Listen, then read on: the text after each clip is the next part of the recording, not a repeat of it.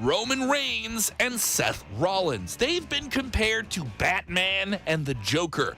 But in the reality of WWE, it's a little more complicated than just that.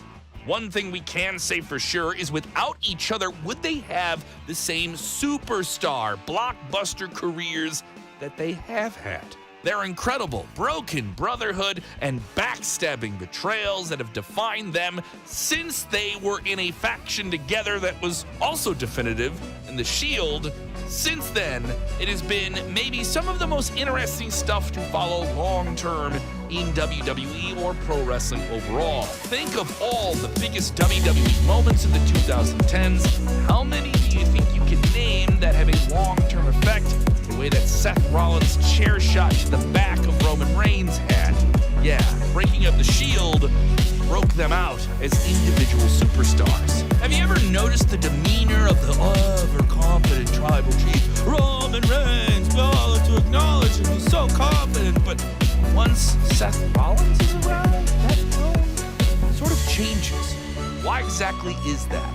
Let's take a very deep dive into the insane psychology between Roman Reigns and Seth Rollins. This is Sportskeeda Wrestling. Let us know what you think in the comments below. Come on! You've got an opinion, let's hear it. We must go back to where it all began. The Shield, yes, the hounds of mercenary justice. A young trio who are ready to flip every table in front of them, or maybe put someone through every table in front of them in WWE. They truly changed the landscape in the decade to come when they broke out big, premiering at Survivor Series 2012. The change of the landscape they did had far more than a lasting impact than you may think, until it was decided by the company that the three main event superstars had to go their own ways.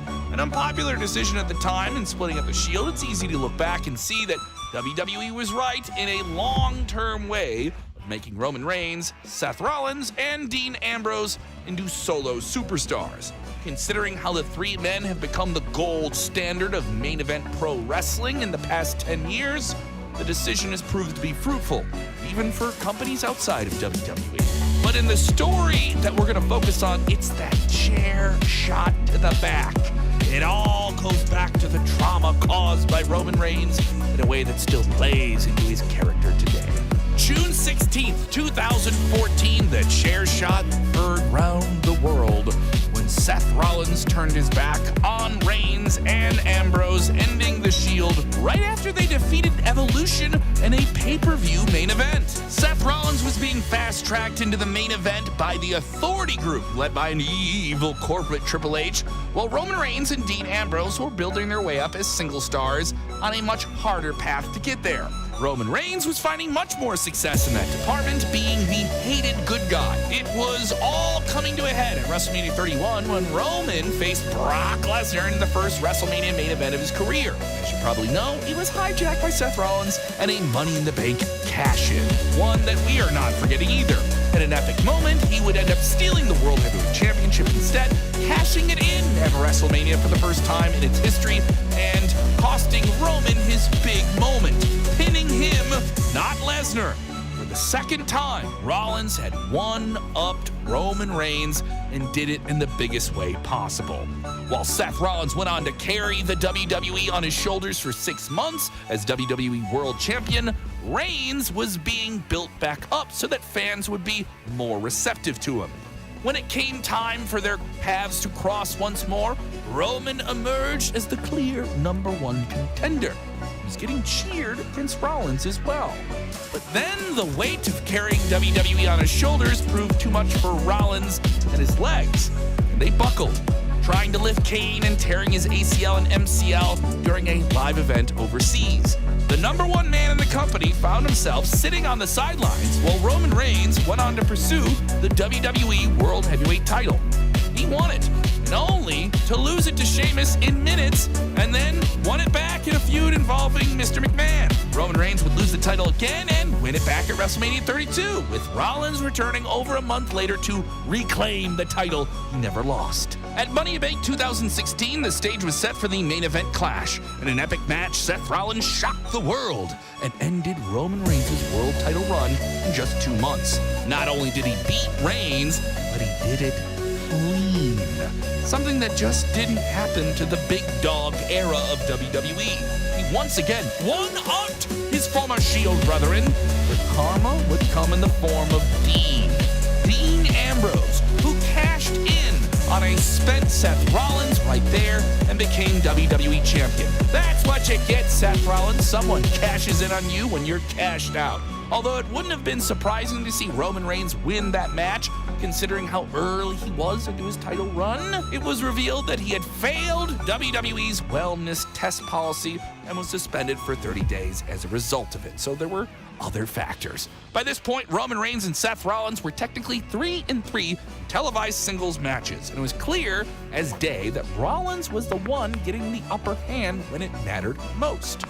Once the summer of 2016 began, WWE finally took the right decision to capitalize on Seth Rollins' popularity, leading to him becoming a good guy hero for the first time in more than 2 years. While he crossed paths with Roman Reigns, things would eventually culminate in a somewhat less than positive Shield reunion in 2017. The Shield was supposed to reunite and main event TLC 2017 in a 3-on-5 handicap match, only for Reigns to fall ill and Kurt Angle to replace him in the unforgettable tactical vest moment. Talk about iconic. It was fun for Kurt Angle. The Shield did get their reunion when they defeated The New Day at Survivor Series 2017, but the big comeback came to an abrupt halt when Dean Ambrose suffered an injury, which would keep him out of action for most of 2018. While Seth Rollins went on to pursue the Intercontinental Championship, Roman Reigns continued his ascent to the top with a 4th consecutive WrestleMania main event, winning the Universal Championship. Once Dean Ambrose returned, there was a small 2-month window there where the Shield had an on and off reunion before Roman Reigns would unfortunately have to bow out in a battle with leukemia. At that moment, the three brothers looked more united than they had ever had. As you know, that truly wasn't the case, because that same night that unfortunate announcement was shared with the world, Dean Ambrose went on to betray Seth Rollins the same night. Yes, the exact same night.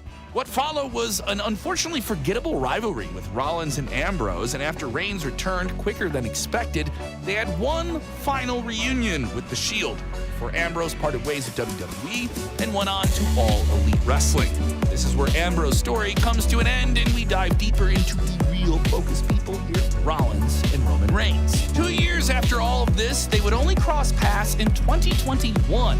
Both Rollins and Roman Reigns being bad guys at the same time for the first time in the singles runs of their career. It marked a massive change in their dynamic, which we'll get to very soon. Rollins would actually indirectly help Roman against Edge, but it wasn't just because he wanted to help the tribal chief. It was because he wanted to spite his current rival at the time, the rated R superstar Edge. Remember how we mentioned that share shot from 2014? It still had ripple effects to this current day we're talking about. It was exemplified in January of 2022 when Seth Rollins was announced as Roman's Universal title challenger at the Royal Rumble. This was Tribal Chief